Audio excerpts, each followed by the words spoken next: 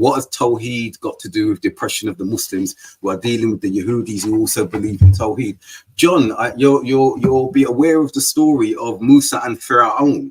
Okay, you'll be aware of the oppression of Bani Israel, that because of the tawhid that they were upon at the time. You'll be aware that Pharaoh, yes, he wasn't a Muslim, but he was aware of tawhid to the extent that we see in Surah Yunus, ayat 90 or 91, that when he was drowning, that he then declared the Shahada. And we know ayats before that, and it was rejected, of course. And we know the ayats before that, what Allah tells us that Pharaoh and his people recognized the tawhid that Musa was bringing to them, but it was their arrogance that stopped them. They were so enamored with the society that they had built up, the infrastructure, the wealth, the gardens and everything, and they had enslaved and subjugated Bani Israel. It's a very good question, John, and I'm glad you brought it now to bring those parallels to what you're saying now. So it was Bani Israel who were oppressed at that time, and we see that Bani Israel in this instance now, with regards to the Zionists in particular, we can make distinctions there,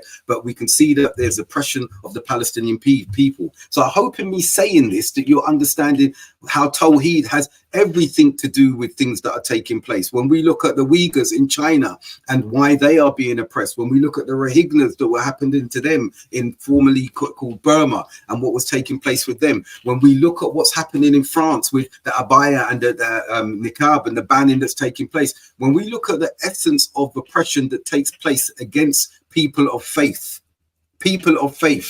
and I'm saying people of faith carefully, because if we go before Islam and we saw the persecution in Spanish Inquisition, where the monotheistic Christians were seeking refuge in the Muslim lands, if we go to the tafsir of Surah Buruj before Islam, the advent of Islam, and we see what was happening and why those people were being burnt in the ditches that were being placed for them, it was about tawhid, John. It was all about tawhid, and the people who were doing the oppression and the persecution and everything were like that is because they did not want that message of tawhid to challenge the hegemony of the entity, the society, and the infrastructure that was there. And I can go on. We can go to the argument of Nimrod and Ibrahim alayhi salam. We can look at all of that, John. So tawhid has everything to do with it, but as Dr. Khalid, Brother Khalid, has just highlighted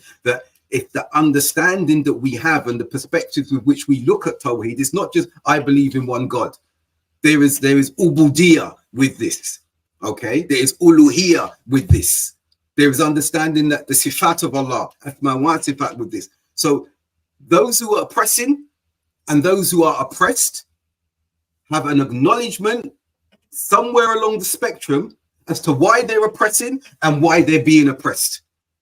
And that element there, John, a lot of the time is tawhid.